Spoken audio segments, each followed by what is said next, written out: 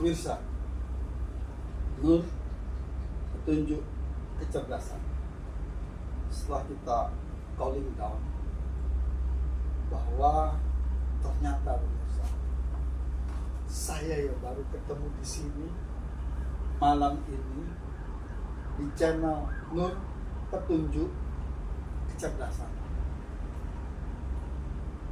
Ternyata Quran yang selama ini kita baca, ya tidak salah membacanya.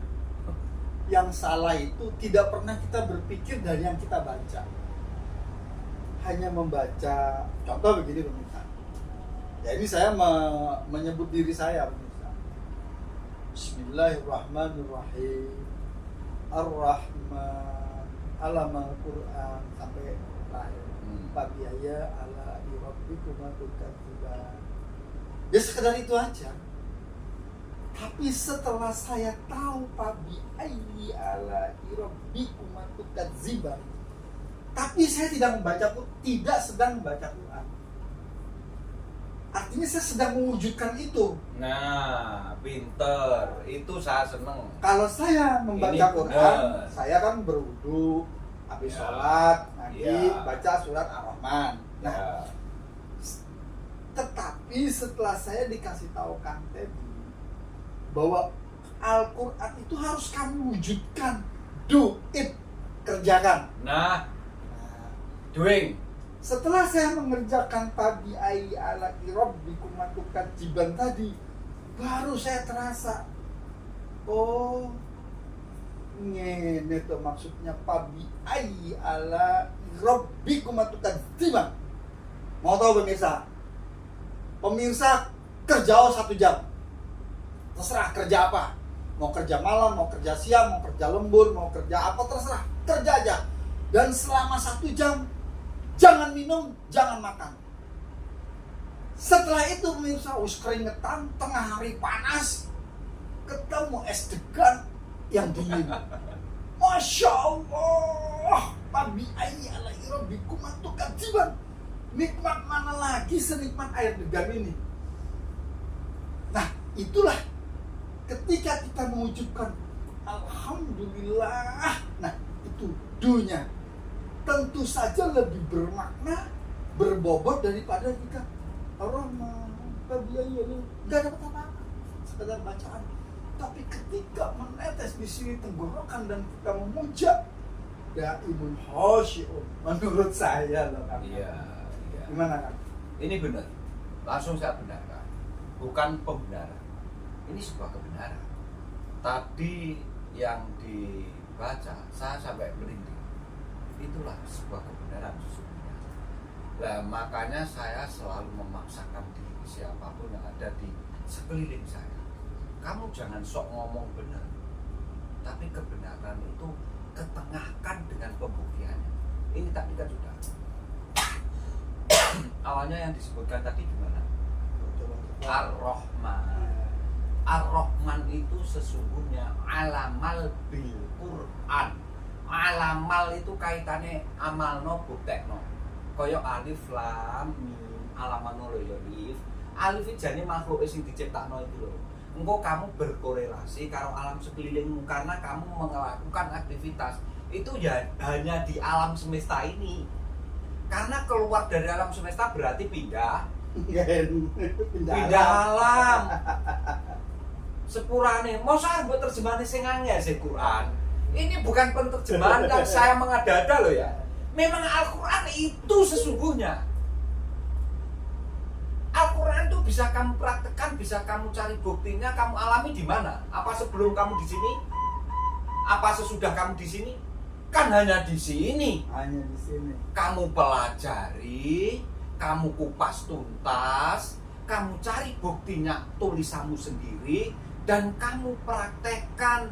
Akhirnya kamu bisa muslimin, mukminin yang sebatas di sini. Makanya saat kamu di sini tapi masih di alam penyempurnaan di rahim seorang ibu, itu kamu tidak bisa bersahadat lengkap. Karena urung ono kesempurnaan tubuh. Belum ada yang untuk mempraktekkan. Iya. Wadahnya masih di surga. Iya. Kemarin surga sudah tak terangkan yang nyata di situ itu. Iku lho, friend. Aku pasti mlebu swarga, aku bilang. Nek sampean urung, takok aku, tak jak kon. Makanya mengapa Adam downgrade itu sebetulnya dari rahim seorang ibu. Ya. Bani Adam, keluaran dari setiap yang terlahir dari rahimnya seorang ibu disebut Bani Adam. Awale ko surga terus neng gelare jagat alam semesta. Dia harus ngonceki kuwi ben suci. Ngonceki apa? Al-Qur'ane sendiri itu loh. Makanya Muhammad Iqra bismi rabbikal ladzi khalaq sing kon maca jajane Qur'ane awake iki lho. King ngebeger iki lho. Lah nek maca neng ndi? Apa neng langit? Neng bulan neng Mars? Apa neng luweng liang lahat? Rokobah iki jenenge. Lah jenenge nek maca neng ndi? Ya ning dunya, Neng gelare jagat Jagat. utawa alam semesta bahasa yang tepat. alam semesta. Cocok ora ibu kira-kira? Cocok. Bohongan apa ndak? Asli, Ini sangat logis apa ndak? logis. Jadi kalau Quran tidak logis, sing Ya. salah, sing mabok. Sing Ngomong. salah ya sing terjemahke sendiri, Iya, wong Pak. Quran ya dirimu sendiri kok. Nah, ini kan logik, makanya Ar-Rahman alamal bil Quran.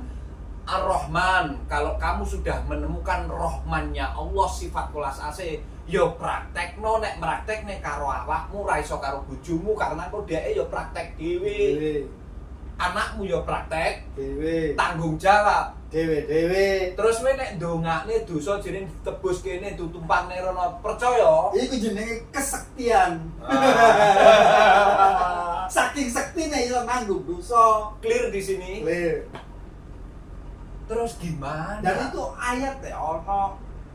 Lah yang saya baca pletak ini tadi apa? Ayat yang tidak tertulis diumumkan dalam bahasa kita. Ini nek kita musyawarahkan sayang.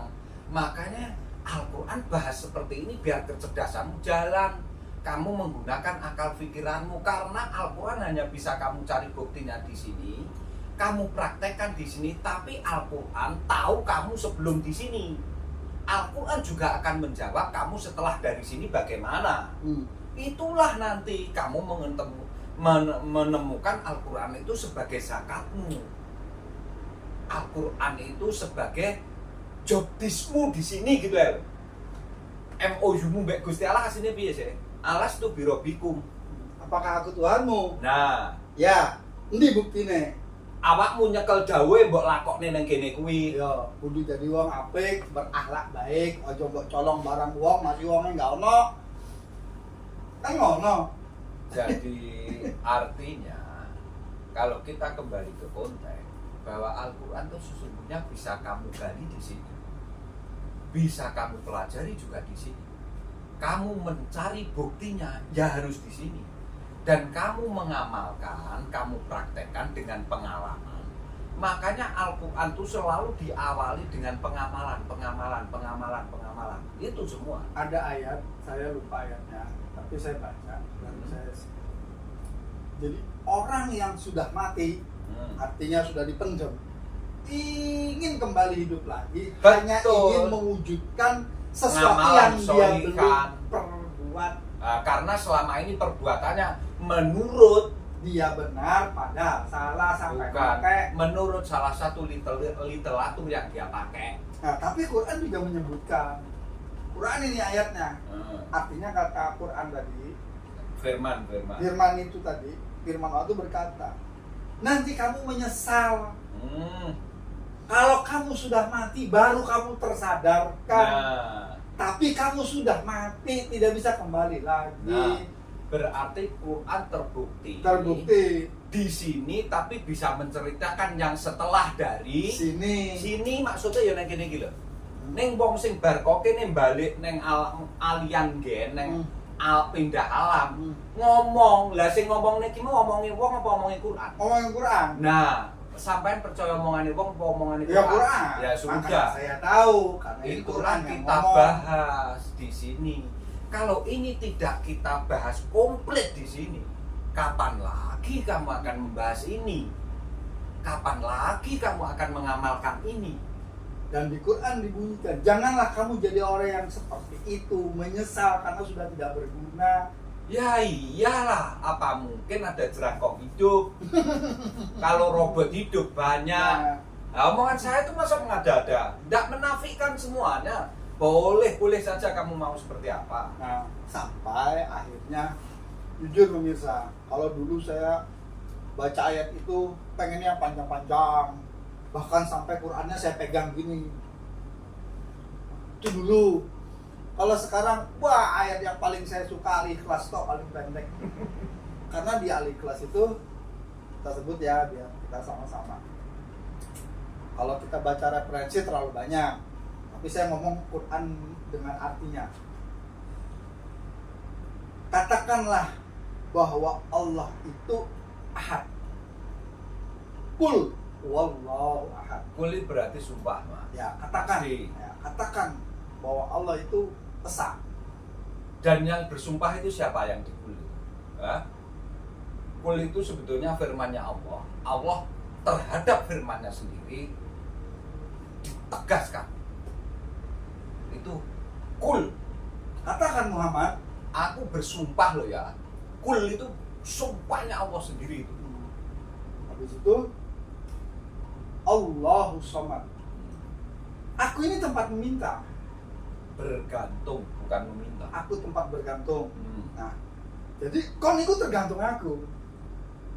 Artinya nanti bukan itu, Mas. Ya, ini Ya wes monggo. yang saya Nanti- pahami dulu. Ya, monggo kembali ya, Iya. sorry. Ya, ini kan Ya. yang saya pahami selama ini. Jadi Ya. ketika saya membaca Al-Ikhlas itu saya artikan begini. Katakan Muhammad. Katakan Muhammad di sini kan saya mewakili, Ya. ya kan? Hmm. Karena saya Muhammad. Ya. Ahmad yang terpendam di dalam jiwa. Hmm. Nah, Nur. ketika Qul wallahu ahad, katakan Muhammad, aku ini esa. Ya. Aku ini Tuhanmu, esa. Hmm. Allahu Samad. Nah, karena sudah dikasih bocoran ya sebenarnya memang artinya itu. Aku ini tempat minta. Kau itu tergantung aku. Jalur nang aku, ojo liane. Ya. Nah, lam yalid wa lam yulad. Aku tidak beranak dan tidak diperanakan. Ya. Ya. Bahwa Allah itu ya itu tidak beranak dan diperanakan. Karena yang sebelum itu kan ada Allah katanya beranak. Artinya kan kalau dia beranak kan diperanakan ya. Yang sebelumnya lah ya. Ayat Ya. sebelumnya Quran sebelumnya. Ya. Habis itu walam yakul lahu kufuwan ahad. Maka walam yakul lahu kufuwan, maka tidak ada sesuatu pun yang tidak bergantung kepadaku. Ya. Nah, buat saya ayat tadi akhirnya saya maknanya begini. Wis Gusti terserah panjenengan wis. Pokoknya kulo gak melanggar yang sampean larang. Dan itu aja. Ya. Dan setelah ini, setelah saya membaca itu, saya yakini karena saya sudah tidak melanggar, otomatis saya masuk surga. Itulah keyakinan saya masuk surga, dalam arti surga itu artinya ruang tunggu sebelum ketemu Allah itu sendiri. Artinya karena dulu dihembuskan, maka kembali lagi ke yang menghembuskan. Kenapa kembali lagi? Karena saya sudah tidak bernapas, terus gak roh apa jare. Ngomong saja, bagaimana Kang Teddy? Ini contoh konkret bentuk kemenyerahan. Jadi maaf ya, sebetulnya namanya Al-Ikhlas. Ya, hebatnya di sini lagi Al-Quran itu. Lagi-lagi makanya Al-Quran itu sudahlah, tidak ada yang seperti Al-Quran. Saya sudah tidak bisa speechless, tidak bisa gimana, mau tak omong dahsyat sudah, bisa menghantam sana, menghantam sini. Saya bagaikan apa ya, kehebatannya Al-Quran itu. Namanya suratnya apa sih? Al-Ikhlas. Apa cocok kalau sebutannya yang kamu sebutkan awal-awal sampai terakhir? Kalau di kalimat-kalimat tidak menyebutkan, ada yang menyebutkan ikhlas nggak ada. Nah, makanya korelasinya terus apa? Ya tadi kepasrahan isu apa jare sampean mesti kan nyerah kan sudah apa jare. Makanya Oh tergantung, bayang sekarang pemirsa bayangkan orang tergantung gitu, ngene gitu tergantung. Nah, lah wis kaya ngene, yo apa jare kan. Nah, di sini kepasrahan ikhlas itu lho apa jare sih. Makanya hebatnya di Al-Qur'an itu sebetulnya. Dan ternyata Al-Ikhlas ditaruh di juz terakhir. Juz 30. Bisa Al-Ikhlas itu kalau kamu pindah dari juz 30 bukan di juz 30 kan enggak bisa. Enggak asik. Karena ternyata itu semua bentuk ketakutan tuh di situ itu berbisa. Itulah. Karena kalau jenengan nanti bisa menguhutkan akadnya itu, makanya terakhir walam yakul lahu kufuan fisilmi kafah, kamu menguhut dalam keakatannya itu kembali lagi. Jadi sistemnya itu wa awalu wa akhiru. Bulat gini nih. Kufuan ternyata dari start kembali ke finish, dari finish kembali ke start. Wa awalu wa akhirnya di situ itu. Dia nanti mulai ngerti. Jadi saya pasti menyentuh ke situ itu. Karena yang kamu lafalkan pun kul disumpahkan. Aku ini akad dan aku bersumpah dengan keakatanku itu. Karena aku satu-satunya dan tidak ada yang seperti aku. Karena namanya satu-satunya kan berarti sudah tidak ada pembanding di situ. Itu loh. Kul huwallah, Allah itu sangat ahad, satu, tidak bisa dibagi. Kalau satu masih bisa dibagi setunggal nanti. Jadi akad bahasa yang tepat itu. Memang bahasa Quran bukan tipe kesulitan nanti. Ya akad. Karena akad itu satu kesatuan yang utuh di dalam dirimu sehingga kamu memandang apapun itu lengkap. Jadi furqan nanti. Maksudnya seperti itu. Karena itu sesungguhnya ketauhidan. Makanya sebelum sholat, qul huwallahu ahad itu harusnya kamu baca. Makanya saya akan ngomong, aku ini sholata warobaka makatwi. Itu jenengan harusnya tata cara keramanya. Tapi selama ini memang ini ternyata tidak dibuka di umum. Saya juga tidak ngerti kenapa kok tidak dibuka di umum. Karena nyuwun sewu, bagi orang-orang yang ngaji Al-Quran, rata-rata dulu jamaah yang ngaji di Al-Quran saya itu semua baca itu. Gimana? Termasuk orang yang pernah ngaji bersama saya pasti juga baca itu. Karena memang tak tekankan. Jadi jenengan mau wudhu pun saya akan sering ngomong. Wudhu nawa itu wudhu akal, semua orang bisa lah. Mulai cilik karena udah dilatih itu di TPQ. Tapi yang wudhu rohaninya gimana kan dia nggak tahu. Padahal kamu manembah ke Gusti itu nyatanya jasmani rohani. Ya ya nasuk itu robbakum ladzi khalaqakum walladzina min qablikum la'allakum tattaqun. Sebelum kamu Allahu Akbar harusnya baca itu dulu. Baca kul a'udzu birabbinas malikin nas ilahin nas min syarril waswasil khannas alladzi yuwaswisu fi sudurin nas minal jinnati wan nas. Ya ayyuhan nasu a'udzu rabbakum ladzi khalaqakum walladzina min qablikum la'allakum tattaqun.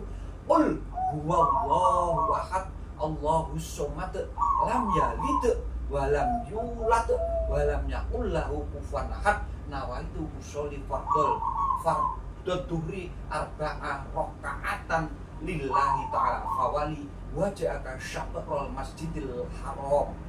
Kamu baru Allahu Akbar mestinya itu. Karena ini nanti runtut kan. Akhirnya kamu ada vibrasi apa di alam semesta pasti nanti. Karena jasmani rohanimu selalu kamu hadapkan kepada sesuatu yang dasar, unlimited.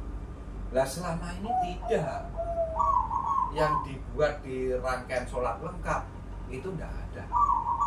Yang diketengahkan hanya setara materialnya, hanya secara jasmaninya.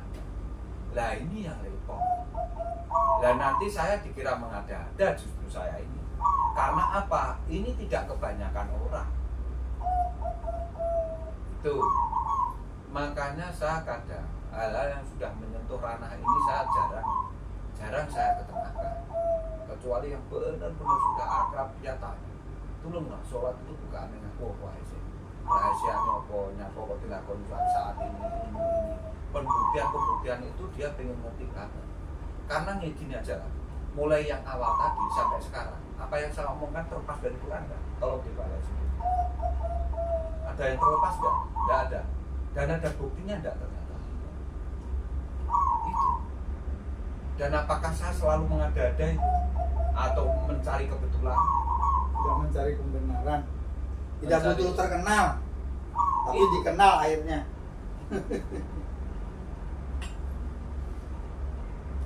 Ketengahkan Al-Quran itu apa adanya.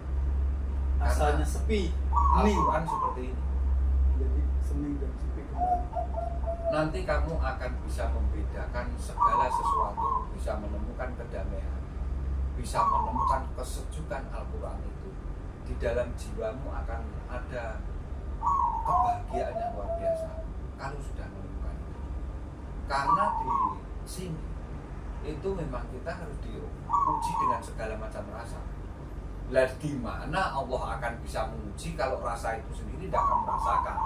Tadi kan sudah disinggung. Itu loh. Kamu akan bisa merasakan nikmatnya makan apabila laukmu lapar. Tapi kalau kamu tidak pernah lapar, mangan, ya mukok. Orang bisa menikmati rasanya lapar, bisa menikmati rasanya kenyang, karena dia menemukan lapar yang pada titik nanti. Orang yang hempasan hidupnya dasar, dia menemui berbagai macam kejatuhan, maka saat dia nanti terbangun dari kejatuhan itu akan merasakan sesuatu yang luar biasa. Dan itu jawabannya hanya di dalam dirimu, bukan di luar dirimu. Makanya tidak bisa kamu menceritakan di luar dirimu itu. Apalagi kamu masukkan, kamu jadikan, kamu pakai sebagai standarisasi. Kan tidak pas. Aduh. Ya kan sudah merasakan toh? Berapa tahun masih kurang? Cukup. Oh, cukup. Kesasar-sasar. Itu loh maksud saya pemirsa. Bukannya saya gimana-gimana. Dia tertawa, dia ingat bodohnya itu kayaknya. Saya hafal itu. Karena itu loh vibrasinya masuk ke saya itu. Kawan saikimu. Tapi setelah ini, rasakan nanti kemuliaan itu akan datang. Kamu menjadi derajat yang dhuwur nanti. Akhirnya seperti waktu sholat duhur itu. Sudah tidak pernah mengenal gelap. Rangkong. Sampai jadi pemirsa, ini guyonnya pemirsa ya. Guyon lah pemirsa. Pemirsa channel Nur Petunjuk Kecerdasan. Ini guyon. Saya tegaskan lagi, ini guyon. Ayo pemirsa yang sudah sholat 1000 rakaat, sholat tahajud, yang sudah Alien Gen 23 tahun nggak pernah satu kali pun, satu hari pun sholat tahajudnya tertinggal. 23 tahun nggak pernah sholat tahajudnya terlewatkan. Kalau kita bertanya kepada dia, kita punya 5 pertanyaan nih, mau datang ke rumahnya. Begitu ke rumahnya, orangnya langsung ngomong 5 pertanyaan itu, langsung diomongnya. Kok ero ya? Itu pemirsa, 23 tahun, nggak pernah tertinggal sholat tahajud. Bayang loh. Ya pemirsa ya. Tapi sekarang, saya berani ngomong gini. Sampai memang bisa membaca hati. Saya kita takoi sampai. Engkau sampai mati masuk surga, apa ngawang? Menang deh nih. Lapo kan takoi iku takok aku barang ngono. Lah, nek sampean rumangsa masuk surga, dudun aku surga. Berarti kan sampean wis ketok surgane sampean. Nek sampean gak iso nyeritakno surga, tak critakno. Langsung dene ngene. Aku. Ayo, ngombesik. Tenang aku bilang ojo tegang-tegang. Soalnya dia 23 tahun tidak pernah lepas sholat tahajud. Lah saya selama 23 tahun bisa dihitung jari sholat tahajud tepak tangi iku pun wedi dosa ngono lho. Saiki sholat rasa dosa. Akhirnya setelah saya tanya itu dia diam.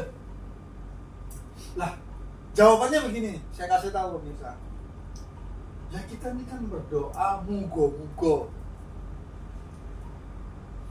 insya Allah doa kita dikabulkan, kita dimasukkan ke surga. Wah, Tapi itu hak prerogatif Gusti katanya. wah, wah. Jawabannya loh ya.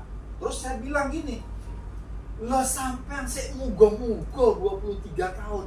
Lah saya gimana yang gak pernah sholat 23 tahun katanya mlebu swarga. Oh sampean sing 23 tahun aja ndak yakin, saya bilang.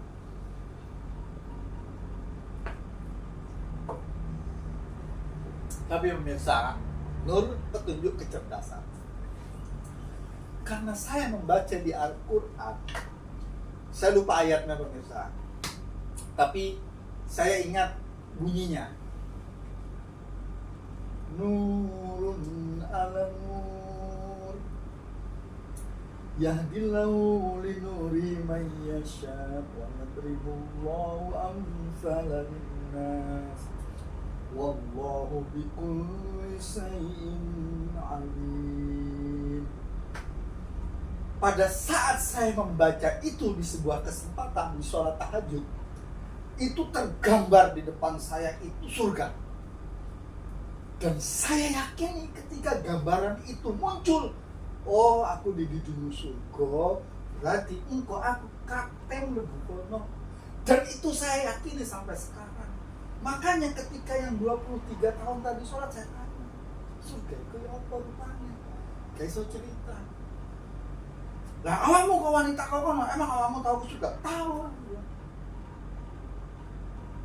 Pemirsa, Nur, petunjuk kecerdasan. Kan saya tadi sudah kasih judul, ini guyon. Nek pemirsa terlalu serius, salah dewe. Oh saya sudah kasih judul, ini guyon. Tapi guyon saya serius buat saya. Itu loh pemirsa. Saya tidak berani ngajak pemirsa. Cuman saya meyakini saya pasti menebus swarga. Apa? Aku mau tadi. Saya diperlihatkan yang itu seperti kata Pak Teddy, alifnya alif saya bukan alif pemirsa. Bisil mikafah buat saya dari setat ke finis, dari finis ke setat. Dan saya tahu karena saya pernah memasukkan alif saya yang vertikal ke alif saya yang horizontal. Disitulah menyatu jadi kehidupan baru. Kenapa pemirsa? Karena saya punya sesuatu yang berkembang biak dan bersilih berganti. Itu tak titipin nih. Engkau nek babamu mati, tungakno aku lo ya. Iki lo wacon. Kirimono aku iki nek tepak iling. Karena di dalam dirimu ada darahku. Itu pemirsa. Dan saya lihat anak saya ini gak tahu sholat. Tapi kok nek ditakoi, lah papa sholat. Wong sing sholat ae gak wedi mas masuk swarga. Kenapa dia ndak sholat? Saya tanya, kenapa kamu ndak sholat? Lah iku sing 23 tahun gurune papa iku lho gak wani masjidno dene mlebu swarga. Lah aku melok-melok jarene. Waduh, nemen. Tapi suatu saat malam-malam dia ngubel saya. Begitu ngubel, "Wah, papa di mana?"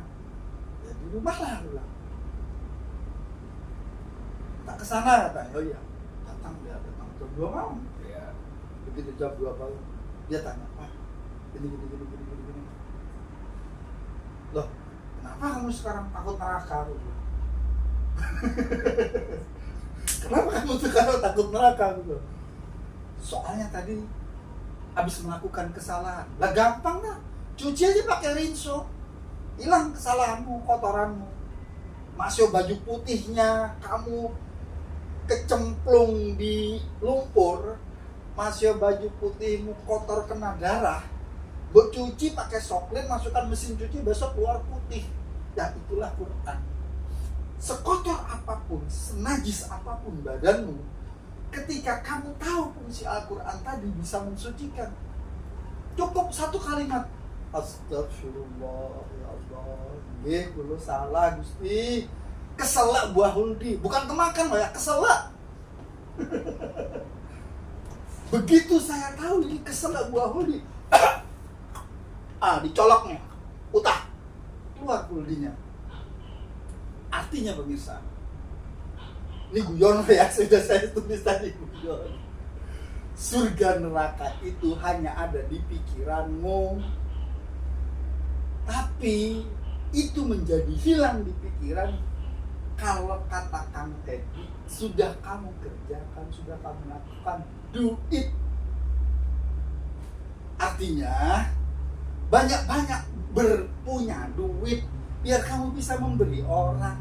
Karena dengan pemberianmu tadi, sedekahmu tadi yang menjakati akhirnya mensucikan. Gak perlu sholat 1000 rakaat. Karena di situ kamu bisa membuat orang-orang tadi sholat. Ketika yang sholat tadi masuk surga, tinggal protes sampai Gusti, iku aku sing keimangan kok sampean lebono dhisik. Wong dekne iku sholat mergo aku enggak sholat kok. Gimana itu kan tadi? Guyon lah ini kan tadi. Judulnya panggung sandiwara loh ya guyon ini. Tapi serius. Ya. Terima kasih. Apa yang diceritakan Mas Kaji itu tadi sangat menginspirasi sebetulnya dengan perbandingan apa yang telah kita ngaji. Saya sewenang tadi.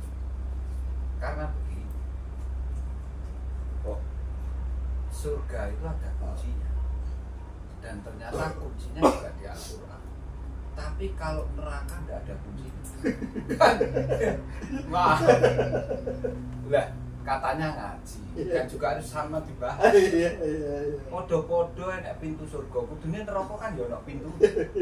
Lah enek surga enek pintune. Lah neraka pintune apa? Padahal kalau di Al-Quran itu kan ada setiap linasi atau setiap hamba menghembuskan nafas terakhirnya. Jadi kullu nafsin dha'iqatul maut, semua nafsu akan menemui mautnya itu masing-masing. Dan setiap menemui mautnya itu bisa mujudke, bisa Ar-Rahman alamal Quran dengan perwujudan, dengan pengamalan. Saya tidak ngomong lafaz ya. La ilaha illallah itu seberat 7 bumi dan 7 langit, maka dia akan jannah. Karena bukan pelafatan lagi di sini sesungguhnya, tapi bagaimana kamu selalu menggunakan kebenaran untuk pengamalan. Artinya menggunakan Al-Quran untuk pengamalanmu seperti alif lam mim.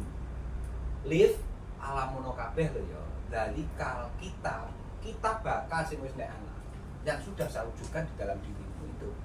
Maka kamu nanti dengan sendirinya ndak usah buat lafaz nih, bentuk sendiri itu. Karena apa? Sudah menjadi pengamalan. Itu loh maksudnya. Lah, sedangkan mengapa neraka itu tidak ada kuncinya? Karena tidak diketengahkan oleh Allah.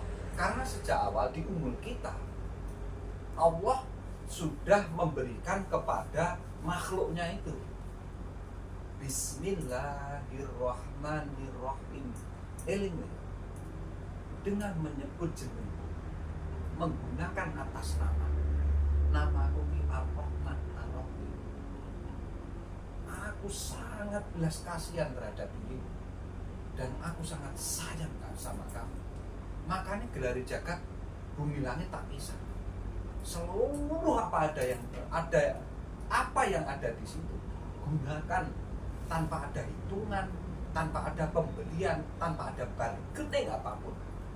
Tapi ingat, di situ ada hukum-hukum konsekuensi logis atau hukum-hukum alam istilahnya, sunatullahnya Allah itu sendiri yang kamu harus memahami itu. Makanya surga bukan di bayangan, surga juga bukan di angan-angan, surga juga bukan merupakan sebuah tempat. Surga itu bukan dimensi, itu loh.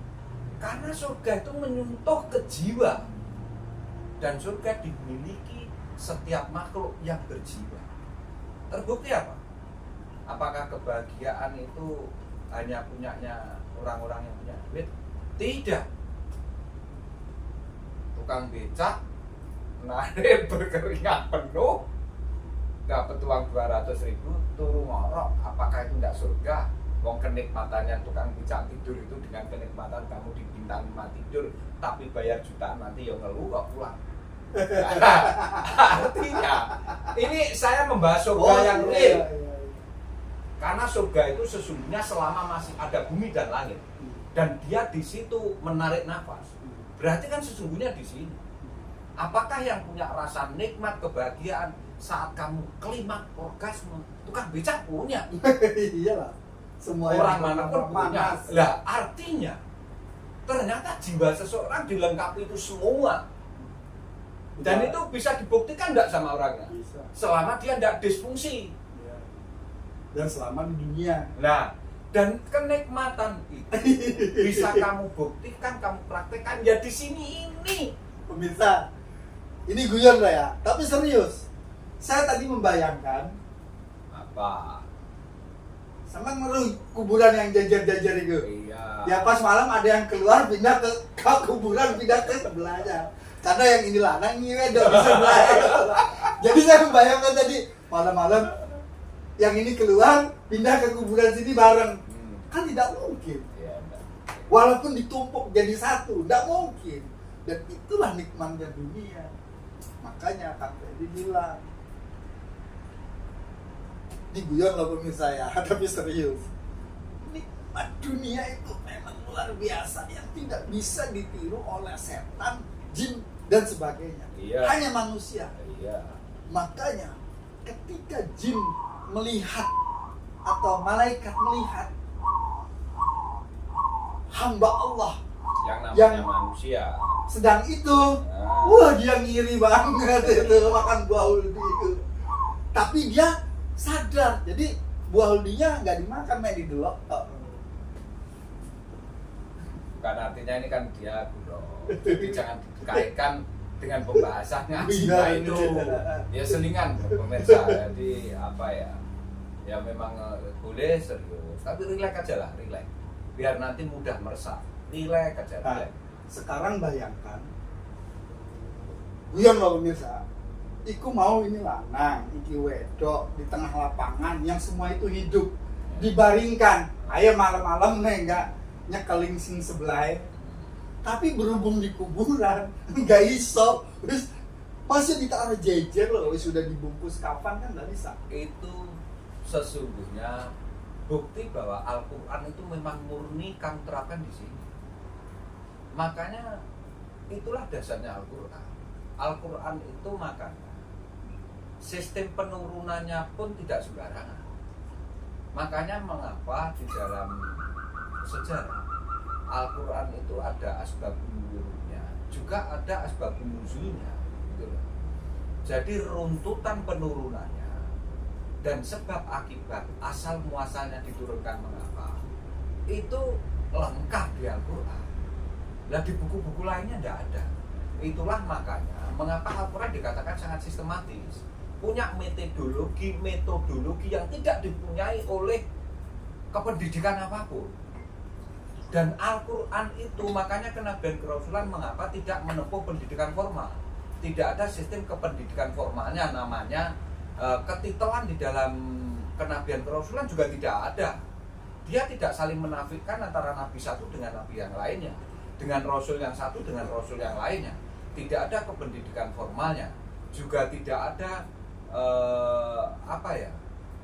saya tadi menyebutkan apa itu kadang kala saya lupa, tahu-tahu Jenjang pendidikan. jenjang kependidikannya tidak ada juga, karena itu pure murni itu pengalaman. Jadi dawu firman gini aja udah, Al-Quran itu wisdom, udah itu aja, wisdom. Al-Quran itu Apa wisdom? wisdom itu kebijaksanaan. Udah itu. Jadi wis top markotop lah Kebijakan Allah. Ya, kebijaksanaan. Jadi sesuatu yang di atas segala-galanya. Karena menyangkut jiwa. dan menyangkut kesadaran. Wisdom bukan haram. Quran Tuhan itu, makanya hebatnya di situ itu. Makanya saya kadang-kadang masya Allah luar biasa, Al-Quran ini luar biasa. Makanya nanti mindfulnessmu muncul kalau Al-Quran itu betul-betul kamu pakai saja. Kamu pendekatannya benar-benar kamu renungi, kamu resapi, kamu praktekkan. Makanya bahasa Al-Quran awalnya itu coba kamu rasakan sendiri. Masa kok terjemahan dengan depak jauh, sesat dari ini. Ya karena kamu sudah melihat depaknya dulu, sudah melihat semua orang seperti itu. Aneh akhirnya. Makanya kalau pernah melihat kenabian dan kerasulan, Al-Quran pertama kali diturunkan, itu semua orang menganggap aneh ini. Ini sesuatu yang aneh lain daripada yang lain. Keanehan itulah yang justru aneh yang menerima. Al-Qurannya tidak aneh. Karena asing bagi pikiranmu yang selama ini pikiranmu sudah diwarnai macam-macam itu. Makanya harus disucikan dengan Al-Quran. Akhirnya menganggap barang yang akan mensucikan itu aneh. Makanya jangan sekali-kali kamu mempraktekkan apalagi berkaitan dengan ritus, dengan pengamalan, peribadatan itu dengan dasar lainnya Al-Quran. Bisa. Itu tidak boleh. Nur, petunjuk cerdasan. Kalau kita berwudu dengan air, kemudian melakukan wudu, itu seolah-olah membersihkan anggota tubuh. Karena oleh air. Oke. Clear. Pertanyaannya pemirsa, apakah darah kena air? Apakah jiwa kena air? Apa yang mensucikan jiwa? Coba dipikir. Itu Kang Teddy mengajari saya. Lek nek kon wudu piye? Ngene. Sing kena apa nek iki? Lah, opo jiwamu kena? Saya pulang besok saya sholat ndak wudu wis. Lah, gimana saya mewudukan jiwa saya? Oh, jiwa ono ndek jero. Masa saya harus nyilam ke dalam dulu? Sekarang bayangkan begini pemirsa. Seperti Kang Teddy kemarin contohin saya. Kalau kamu mau mensucikan jiwamu, diving ke dalam air, di laut misalnya, kita diving di laut. Lah terus aneh kan kalau kita wudu di laut itu piye coba? Oh, kita sudah di dalam air kok berwudu. Logikanya bagaimana? Menang kan mikir, wow, nek ngono sholat nggak usah wudu-wuduan. No, aku sholat rohani kok dulu sholat jasmani. Tambah salah pemirsa. Nah, ayo pemirsa kita berpikir bagaimana membersihkan jiwa, dan itu jawabnya kata Kang Teddy. Ya, wocon Quranmu. Lawis tak ojo, lo suci enggak? Ya saya nggak tahu, saya sudah baca, nggak tahu ini bisa mensucikan apa enggak. Yang penting saya sudah baca. Lah piye wis kok kon woco tapi nggak harus iso nyusik no. Ah, ternyata yang saya sebut tadi. Ketika kita punya sesuatu, kita amalkan sesuatu itu, yang di sini disebut sodako, yang di sini disebut zakat, yang di sini disebut mensucikan. Artinya ada pekerjaan yang ada perbuatan hasilnya dinikmatin oleh alam semesta, dan kita tahu itu disebabkan petunjuk perintah oleh Al-Quran itu mau. Yang kita lakukan petunjuk mushaf tadi, kita lakukan dengan tubuh kita. Kira-kira begitu pemirsa. Bagaimana? Iya, memang makanya selalu ada korelasi sebetulnya. Makanya akhirnya sebetulnya kita nanti di alam semesta dengan adanya handbookmu adalah Al-Quran, maka kamu bisa mempunyai ekosistem dengan Al-Quran, dengan alam semesta itu. Karena sesungguhnya hidupmu itu saling ada hubungan mutualisme satu dengan yang lainnya. Makanya kalau sudah membahas ekosistem, kita tidak bisa menafikan atau menyalahkan dengan yang lain. Bahasa menafikan itu menyepelekan. Bahasa enaknya gitu ya. Menafikan itu meniadakan, menyepelekan, jadi menganggap keberadaanmu itu lebih dari yang lainnya. Itu menafikan berarti kamu, menyepelekan yang lain. Padahal tidak seperti itu. Nikmatnya sayur itu kalau dicampur semua di dalam satu belanga itu baru akan nikmat. Dan saat ada rasa, di situ tidak menonjolkan salah satu nikmat, tapi campuran itu. Itulah nanti kamu ngerti ketauhidan. Makanya tidak bisa kamu pisah-pisah sebetulnya gitu. Makanya memandang segala sesuatu harus utuh, satu kesatuan itu lengkap, komprehensif. Karena kalau tidak komprehensif, kamu nanti akan ada satu yang tercecer. Kelengkapan itu hilang. Saya buktikan gini. Bayi yang sudah dikandung oleh orang tuanya itu, tapi ternyata kelengkapan administrasinya tidak lolos, maka dia tidak akan terlahir. Gagal dia nanti lahirnya. Namanya keguguran. Itu sebetulnya gambaran apa, pelajaran apa yang harus kamu ambil, gitu. Karena kelengkapan yang harusnya dia itu lengkap, dia tidak lengkap. Akhirnya ya gugur, tidak bisa terlahir. Cuma toh saya selalu ngomong, dalam penciptaan apapun Allah memberikan contoh untuk di situ kamu bisa membedakan antara yang lengkap dan tidak. Lah itulah hebatnya Al-Quran. Yang lengkap tidak kamu sepelekan karena untuk membandingkan biar kamu ngerti antara yang lengkap dengan yang tidak lengkap itu. Lah pembelajaran itu kalau kamu tidak mengambil kacamatanya Al-Quran dengan ukuran Al-Quran, terus pakai apa kamu?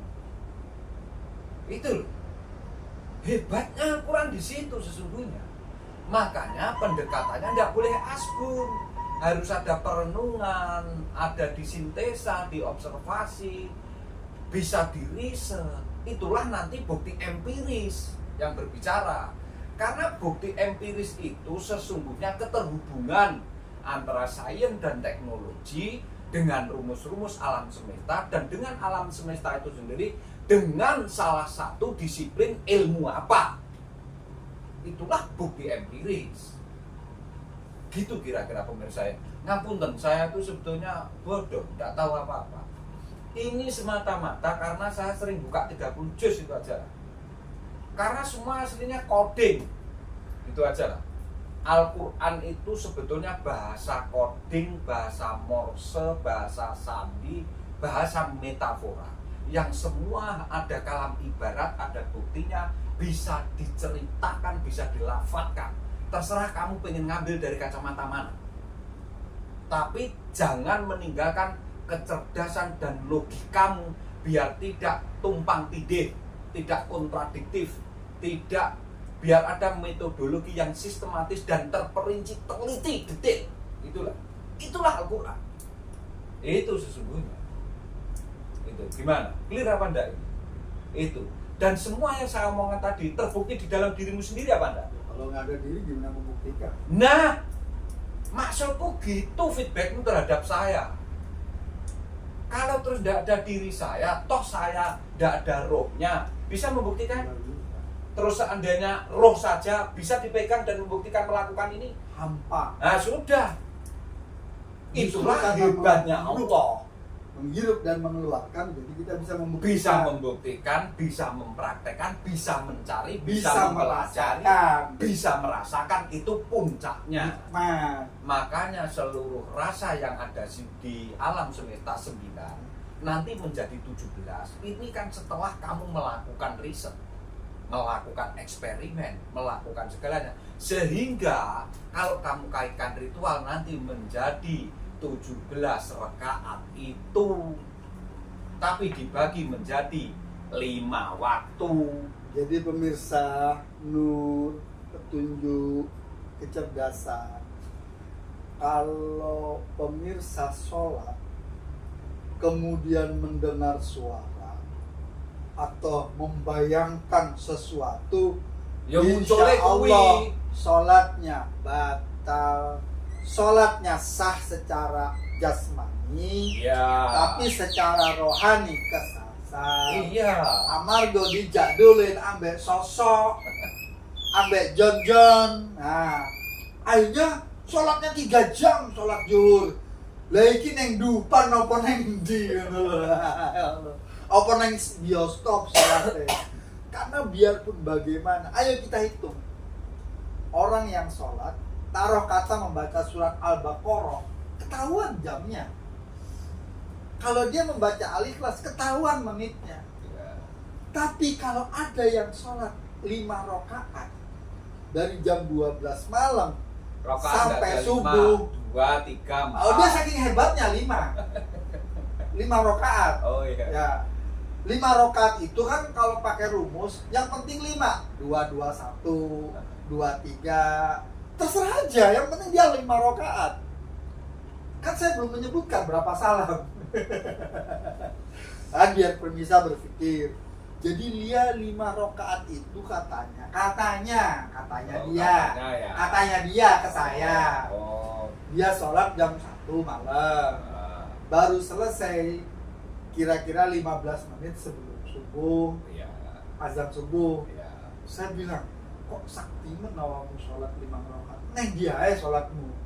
Saya ketemu ini di sini, saya diajak begini. Dulu. Jangan mau petua nabi hidup. Iyo, lagi sholat apa menghayal? Lah, jadi itu pemirsa. Jadi sholat yang simpel ini begini. Tumak ninah, bacaannya benar, sudah begitu selesai sholat, berdoa secukupnya, Buddha neng rumah makan Padang, tuku 50 bungkus, dumen neng wong-wong. Itu yang benar. Ya, Kang Dery. Iya, karena ada pembuktian secara material. Itu sego. Sego Padang. Itu. Ya itulah pemirsa, makanya kita harus selalu menerima immune system kita.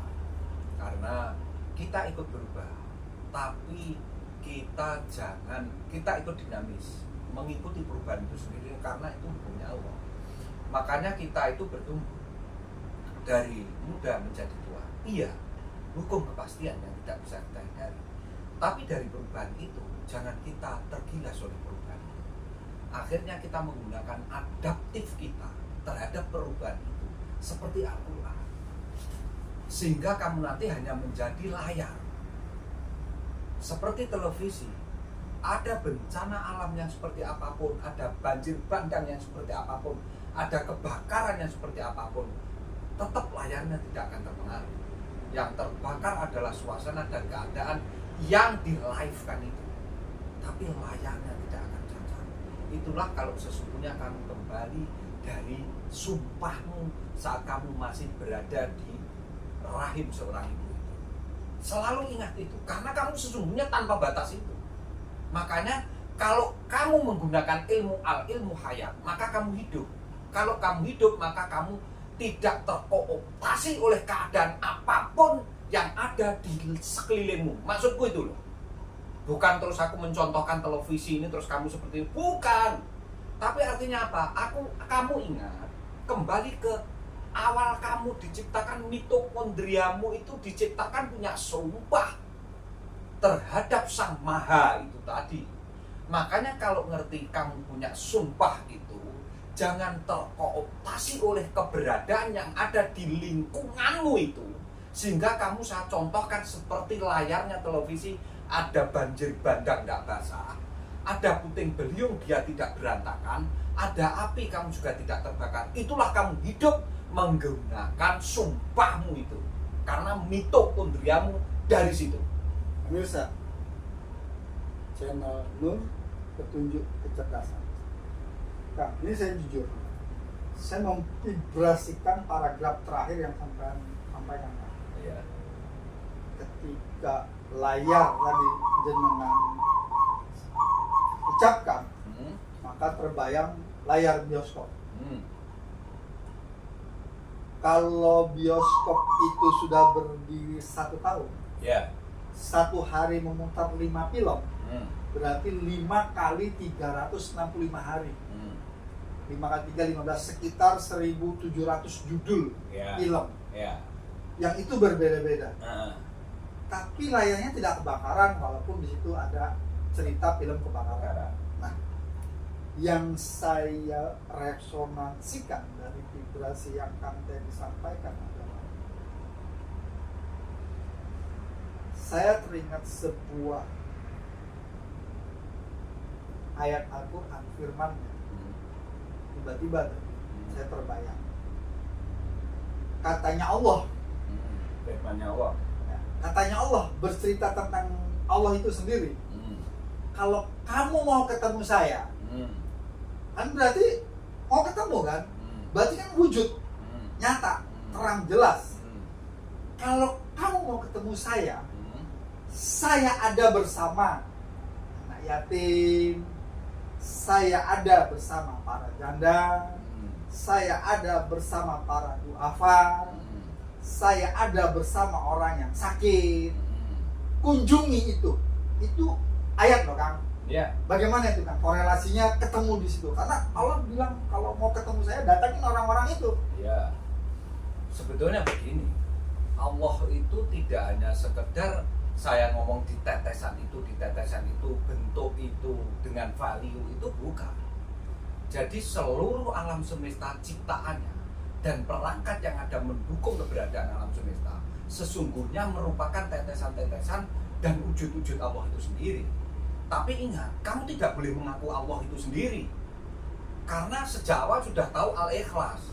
Qul huwallahu ahad itu tadi. Bergantung. Oh, itu tadi belum diselesaikan ya, Qul huwallahu ahad. Enggak apa-apa sudah. Nanti dibahas yang berikutnya ya. Ini bahas ini tadi aja ya. Karena sesungguhnya Allah kan sudah memberikan firman-Nya sendiri terhadap makhluknya yang namanya hamba dan linas itu tadi. Tidak terkecuali. Artinya tidak ada siapapun tanpa terkecuali, itu tidak ada. Berarti memang semua untuk itu gitu. Bismillahirrahmanirrahim. Artinya ingat loh ya, dengan menyebut, dengan mengatasnamakan saya Ar-Rahman Ar-Rahim. Kebelas asian kasih sayang itu sumbernya saya. Karena lainnya tidak punya itu. Setelah itu ditekankan lagi, Alhamdulillahi Rabbil Alamin. Karena kasih sayang sendiri itu tidak bisa melenceng dari, seperti contohnya gini, bibitnya jagung tidak bisa mengeluarkan kedelai. Demikian juga sebaliknya, bibitnya kedelai tidak bisa mengeluarkan jagung. Itulah alhamdulillah, ketetapan keruntutan yang namanya kasih sayang itu sendiri gitu loh. Makanya kamu harus nurut di rel itu. Maksudnya gitu. Sehingga kamu disuruh mengunjungi orang-orang yang memang butuh kasih sayang, jadi kan tepat kacamatamu. Kamu melangkah juga tepat. Tidak ada keganjilan di situ. Nah, itu nanti kaitannya setelah itu. Karena itu nanti ada direct speak. Kamu ngomong langsung dengan rohmu dan dengan jiwamu itu.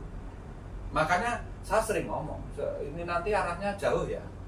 Cuma ya inilah, saya mau tak buka sedikit. Nanti karena ada episode berikutnya. Sudahlah, ikuti ini, akan asik. Tidak sulit. Karena dia sering mancing-mancing saya yang lebih itu ya. Akhirnya nanti melenceng pembahasannya awal ini gitu. Ya pokoknya itulah ya. Nanti sampai qul huwallahu ahad tadi baru qul aja akad toh. Belum sampai ke somatnya. Makanya saya somat itu bukan meminta, salah. Sama Allah ngapain minta? Besok waktu itu sudah dikasih kamu. Sekarang aja sudah kok. Mana kamu minta? Lah lucu kalau kamu sampai minta kan mengada-ada. Maaf loh ya. Bener apa enggak omongan saya? Kalau kamu minta itu mengada-ada. Kamu kesini tadi ya, semua waktu itu sudah tersedia ya, bos. Waktu sudah ada. Apapun, ya. napas sudah disiapkan, tubuhmu sudah sehat. Ini kan enggak perlu kamu minta. Kalau kamu minta, kamu terlalu mengada-ada. Iya. Konektivitasnya kan harus itu dengan pikiranmu yang cerdas, yang logika, yang rasional aja lah kamu berpikir. Karena selama ini kita kan masih mabok. Enggak, pemirsa. Artinya mabok itu begitu. Yang ada di benak saya meminta itu berarti sesuatu yang belum saya punya dan belum ada, makanya diminta. Padahal konteksnya bukan itu. Maksudnya gimana? Kalau yang sesuatu belum ada diminta, itu kan pantas. Tapi masalahnya yang kamu tadi sampaikan, konteksnya manusia dengan jiwa itu tidak makan materi, tapi makan Quran. Dan Qurannya sudah ada belum? Sudah otomatis. Makanya kalau kamu minta lagi kan kamu lucu jadi orang. Itu masalahnya mabuk. Nah, berarti Kan apa saya yang bilang. kamu omongkan itu kamu tidak sadar. Ya.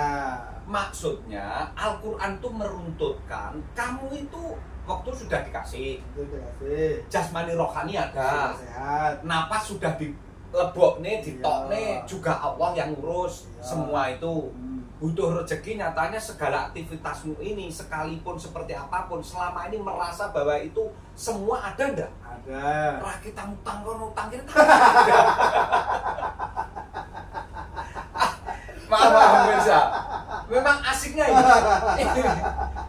Gini. Saya pengen membuat ini yang serial mungkin, Iya, Pak. tidak ada yang Realitas. ilusi. Ya, ilusi. Karena ini Bukan nanti- sihir, bukan sulap. Iya, gitu loh. Makanya kamu bagaimana bisa meruntutkan apa yang kamu lakukan itu kembali ke Al-Quran saja. Jadi kalau yang Sehingga- berhutang itu sudah melanggar aturan. Karena apa? Saya dijaluk softtek. Enggak ada pemirsa ya. Guyon pemirsa. Ya sekali tempo ada guyon. Memang membahas Al-Quran era guyon ngapain? Wong hidup itu silahkan bersendaguro, jangan kamu persulit. Karena Allah tuh gimana? Ya itulah wes. Ada stand up komedi Iya. kan nggak mungkin kalau stand up komedi itu tidak direstuin mata kabeh wong. Iya. Nah, buktinya masih Sudah. hidup kan? Semua itu sebetulnya kelengkapan. Jadi makanya mengapa di dalam diri kita itu sesungguhnya ada rasa senang, bahagia, suka, ada rasa humornya, juga ada kadang meledak-ledaknya. Juga ya itulah, Itu karena manusiawi. kita sadari bahwa sesungguhnya ternyata kita dikendalikan oleh banyak rasa. Kita juga dikendalikan oleh banyak unsur di dalam diri kita. Makanya kalau kamu bisa mengemas itu dengan kemasan Al-Quran sendiri, alangkah indahnya hidup ini. Akhirnya kan kamu tidak membatalkan apa yang oleh Allah diciptakan itu sendiri. Itulah tidak batalnya. Apapun yang telah diciptakan oleh Allah dibuktikan ada berdampingan dengan dirimu itu. Sesungguhnya itu aja. Pemirsa, nur petunjuk kecerdasan. Kita masuk season yang lebih asik, lebih tajam setelah ini.